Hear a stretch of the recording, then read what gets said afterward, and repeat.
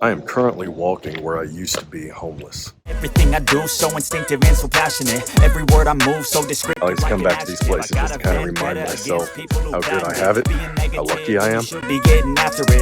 I've been homeless cumulatively for about 2 years of my life, starting from the time I was about a teenager. Walking to one of the places that I stayed, I wanted to go over this video and show you a few tips and a few places where I stayed, because I noticed there was a difference between people who were homeless and, well, me. I didn't quite do what everybody else did when they were, and unfortunately most of them are still in the same spot. But the last time I was here, there was somebody staying in the old spot that I used to stay at, so we're not going to bother that person if there is. I can give you some tips that I think you'll find really useful that frankly I haven't seen anywhere else online, and I haven't seen anyone else do. If you were to ask me what the #1 rule was for being homeless, it's not just where to stay, because that's a big issue for most people, I think, but it's when to sleep. And if you've been homeless for any amount of time, the first tip I'd really tell you is that during the summertime,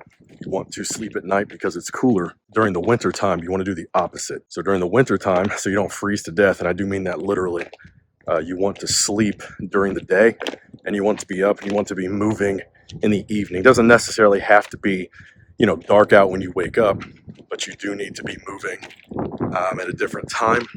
If you don't, you'll catch yourself drifting off in some very dangerous places. It looks like there's no one staying there right now, but right there, and then across from it, this is under, obviously, a freeway here. Better than sleeping on a park bench, I can tell you that from experience. You can see a few names here. What you're supposed to do is come back and scribble your name out if you made it, or if you know that the person didn't make it.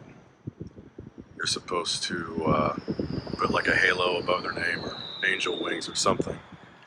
Unfortunately, there's a lot of names here. I know it's a bit difficult to see me, but if you can afford to stay in a car and a vehicle, it's obviously much easier, but you still face the same problem.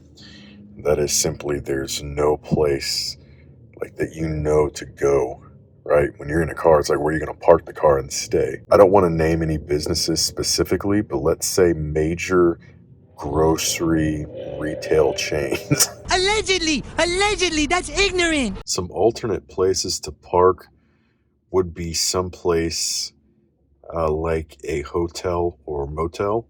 The bigger it is, the better. Some hotels and motel chains will actually check every single vehicle. Like, they're closed off, they're gated off. If you're just talking about the run-of-the-mill hotel, motel, even some of the chains, you can just pull up for a night and just stay, okay? Those are usually easier, and obviously, if you stay by an interstate, third best place, and they do check these places, by the way, the third best place would be a rest area. If you're here in America, they work really well off of our highways. You can stay there for a really, I want to say a long time, but you can stay there for, 24 hours before anybody will ask questions. But again, you can't, make it a habit of staying in these places. You've got to sort of alternate between all of them night after night after night. Because if you just stay in the same spot over and over and over again, people are going to notice who you are, and they're probably noticing anyway, eventually after a few months. You got to just do your best and remain inconspicuous. Another place you can go, and a place that I've gone personally, is this place right behind me. Now, it has been remodeled, redone, so that's a newer bathroom and newer park benches, but 15, 20 years ago, of course, they were in about the same place. I'd recommend staying in a locked bathroom more than I would a park bench, obviously, because you're more shielded from the elements. You can also lock the bathroom door. You can have some semblance of privacy as long as the police aren't called anyway. I've personally never had that issue, but it is something that you could face, and of course they can make you leave. And if you're drunk or if you're high, if you're going to be doing stupid stuff like that, then they can drum up some charges and any excuse they really want to throw you in jail. Park benches aren't really that bad of an idea if you're really desperate, you really need someplace to go. The good thing about them is that it elevates you off of the ground, and that can really help keep you warm, keep you cool. and keep you disease free. It's kind of hard to find one that's not covered in dust and crap. And basically, you don't want to look homeless, which is funny because I need to shave. As you can see, I mean, this is early in the morning, it's about 9 a.m., but there's nobody here. So you're not really going to be bothered if you choose a park bench. Again, it's not the best thing to do because I can feel the draft right now. It's a little bit chilly. In a pinch, yeah, it'll do.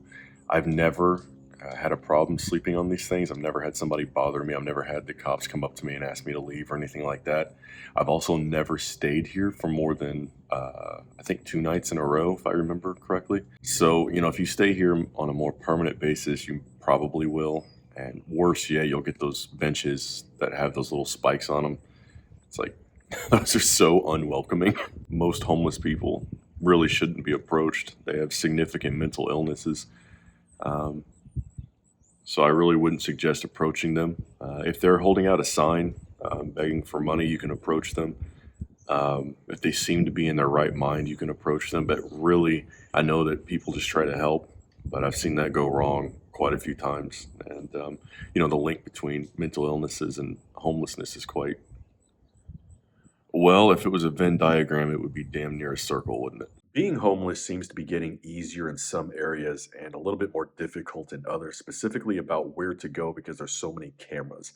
And to be explicitly clear, I am not telling you to stay at any of these places, okay?